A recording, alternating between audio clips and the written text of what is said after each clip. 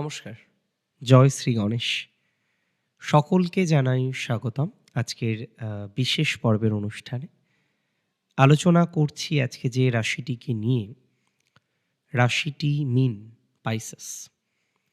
হ্যাঁ, মীন রাশির জাতক জাতিকাদের যে তথ্যটা নিয়ে আজকে আলোচনা করব, কবে আসবে ভালো সময়।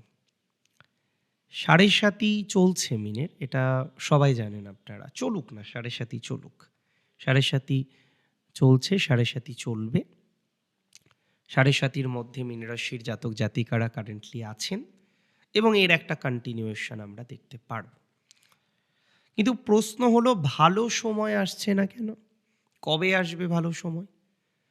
2026-এর জানুয়ারি অতিক্রান্ত, আমরা অতিক্রম করে ফেলেছি। ফেব্রুয়ারি আমরা অতিক্রম করে ফেলছি, আর দিন 7 বাকি। এমতো অবস্থায় আমাদের কয়েকটি বিষয় বুঝতে হবে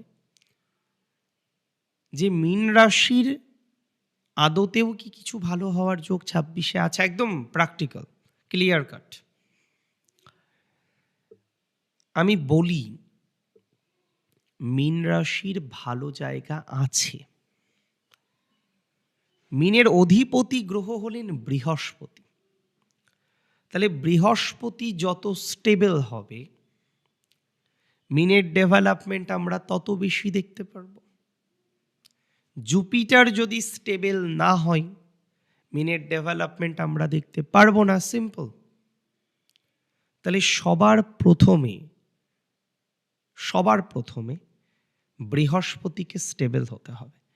কারণ একমাত্র যে গ্রহ আপনাকে সব থেকে বেশি সাপোর্ট বর্তমানে করতে পারেন, সেই ক্যাপাবিলিটি যে গ্রহটির মধ্যে আছে, সেটি কিন্তু বৃহস্পতি।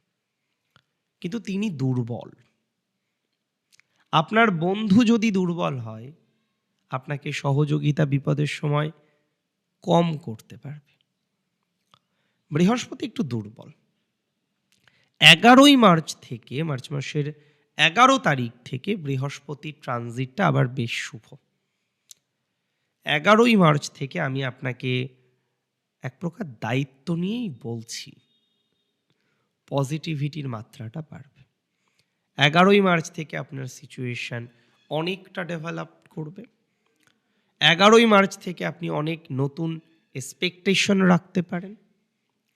বর্তমান যেভাবে চলছে আর 11ই মার্চ থেকে যেভাবে চলবে, না আকাশ পাতাল পার্থক্য বলবো না, তবে অনেকটা ডিফারেন্স কিন্তু থাকবে। বিশেষত প্রথম যে ডিফারেন্স আপনি পাবেন আপনার হেলথে।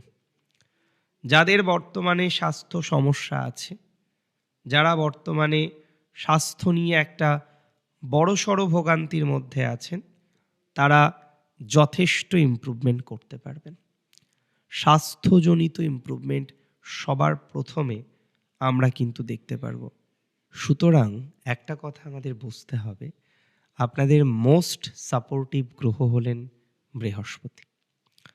তাই বৃহস্পতির মার্গী গতিতে আসা কার্যত অত্যন্ত ইম্পর্ট্যান্ট একটা বিষয়। বৃহস্পতি মার্গী গতিতে আসবেন। কবে আসবেন? বৃহস্পতি মার্গী গতিতে আসবেন 2026-এর 11ই মার্চ।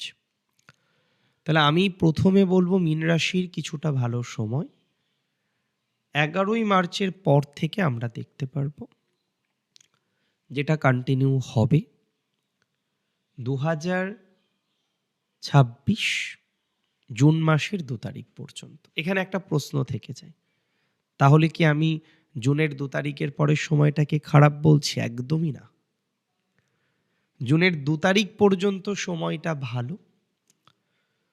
জুনের 2 তারিখের পরের যে সময়টা, সেটা কিন্তু বিশেষভাবে ভালো। 2 তারিখ পর্যন্ত যে সময় সেটা ভালো, 2 তারিখের পরের যে সময়টা সেটা কিন্তু আরও পজিটিভ বলে আমি মনে করি। কারণ পঞ্চমে যে গ্রহটি কোণে যাচ্ছে সে বৃহস্পতি। তাই কোণ থেকে তার নবম দৃষ্টি আপনার রাশিতে থাকতে চলেছে, যেটা অত্যন্ত শুভ একটা সমন্বয়। তাহলে 2026-এ প্রচুর পজিটিভিটির জায়গা আপনার লাইফে আসবে, এটুকু ভরসা রাখুন। হেলথের ক্ষেত্রে একটা ভালো টাইমিং আপনি পেতে চলেছেন, এটুকু ভরসা রাখুন। স্বাস্থ্যজনিত বিষয়ে একটা ম্যাসিভ ডেভেলপমেন্ট আপনি পেতে চলেছেন, এটুকু ভরসা রাখুন।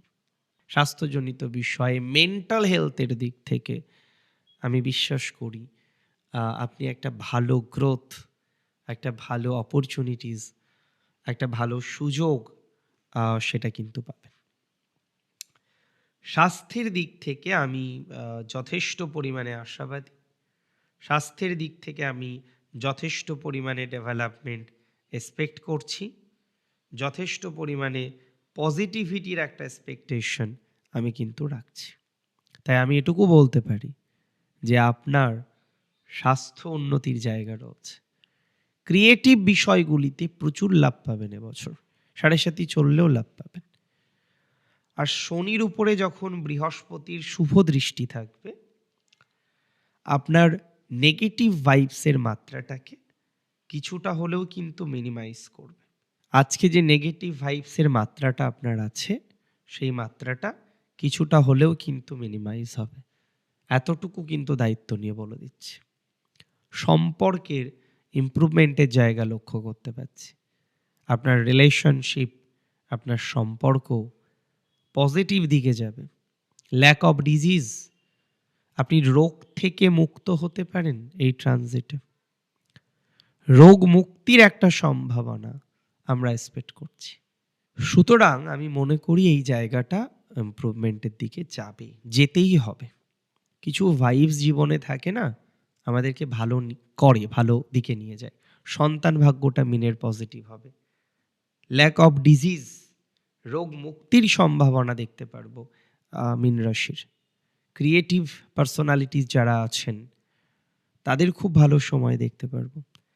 ক্রিয়েটিভ লাইনে যারা কাজকর্ম করছেন তাদের খুব ভালো গ্রোথ দেখতে পারবো।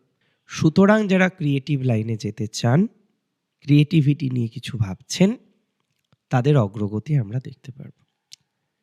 ক্রিয়েটিভ লাইনে বিশেষ ডেভেলপমেন্টের সংযোগ আছে, এটা নিয়ে কোনো ডাউট নেই।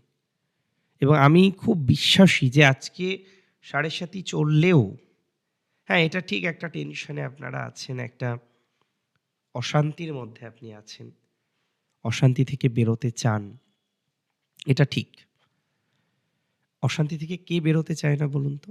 সবাই চায় যে তার অশান্তিগুলো মুক্ত হোক, সে অশান্তি থেকে বেরোক, অশান্তি থেকে বেরিয়ে ভালো কিছু করুক। এই যে ভালো কিছু করার প্রবণতা, এটা আমরা প্র্যাকটিক্যালি দেখতে পারব। ভালো কিছু করার যে টেন্ডেন্সি, এটা আমরা প্র্যাকটিক্যালি দেখতে পারবো এবং আলটিমেটলি আমরা ভালো দিকেই পৌঁছতে পারবো বলে বিশ্বাস রাখতে পারছি।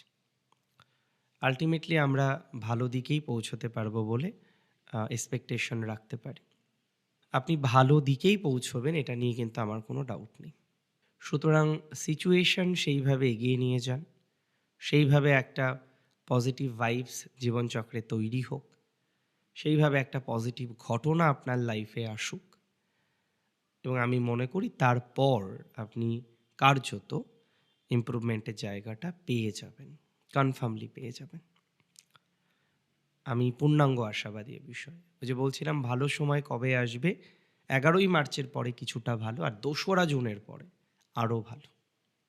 আর মনের মধ্যে সেই পজিটিভ এক্সপেকটেশনটা রাখুন যে ভালো হবেই, হতেই হবে, ভালো ভালো হতেই হবে। ভালো থাকুন আপনারা, সুস্থ থাকুন, স্বাভাবিক থাকুন, সুন্দর থাকুন। শেষ করছি এখানে। জয় শ্রী গণেশ।